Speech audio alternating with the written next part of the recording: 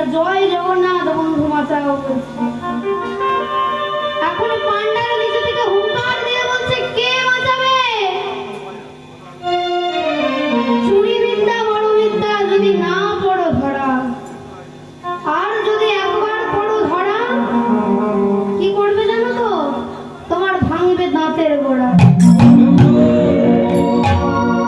এখন বলবেন দাঁতের গোড়া কি করে ভাঙবে?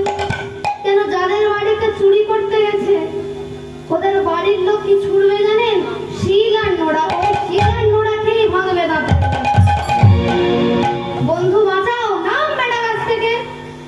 মাথাতে গাছ থেকে নামিয়ে মা পিঠ মোড়া করে বেঁধে রানীমার সামনে হাজির করছে। বলে রানীমা, এই ছেলেটা আপনার বাগানে কাঁঠাল চুরি করছিল। শুধু কাঁঠাল চুরি নয়, প্রথমে পুরী দেশে করছিল খুব হরি হরি, তারপর করলো জগন্নাথ দেবের সোনার থালা চুরি, এখন আমার দেখুন করেছে জগন্নাথ দেবের কাঁঠাল চুরি।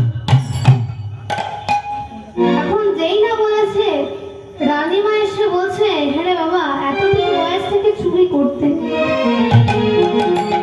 যেই না এই কথা বলেছে মধুমা তেলে বেগুনে লাফিয়ে উঠেছে। আপনি চুপ করুন, আপনার লজ্জা করে না? নিজের বাড়িতে আস্তে একটা চোর পুষে রেখে পরের ছেলেকে আপনি চোর বলছে। রানীমা তো অবাক হয়ে গেছে, আমার বাড়িতে চোর? আমার তো 18টা ছেলে ছিল পুরীতে, 18 নালা হয়ে বয়ে গেছে, আমার আবার ছেলে কোথায়? বলে কেন? আপনার মন্দিরে জগন্নাথ নিজে চোর। চোর বললে ভুল হবে, ওটা সাক্ষাৎ ডাকাতের সর্দার। আপনি কি ভাবছেন আমি ইচ্ছাকৃত ভাবে আপনার কাঁঠাল বাগানে কাঁঠাল চুরি করতে গেছি? এর কাজ নেই আমার। আপনার ওই ডাকাত ভগবান নিজে আমায় টেনে নিয়ে গেছে কাঁঠাল চুরি করতে। এমনকি কিভাবে চুরি করতে হবে তাও আমায় আপনার ওই ভগবান শিখিয়ে দিয়েছে।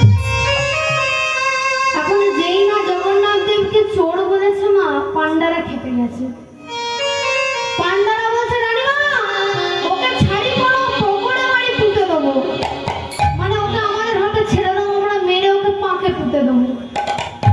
বলছে দেখো তোমরা আমাকে পাকেই পুঁতো আর বালিতেই পুঁতো, চুরি আমি করিনি।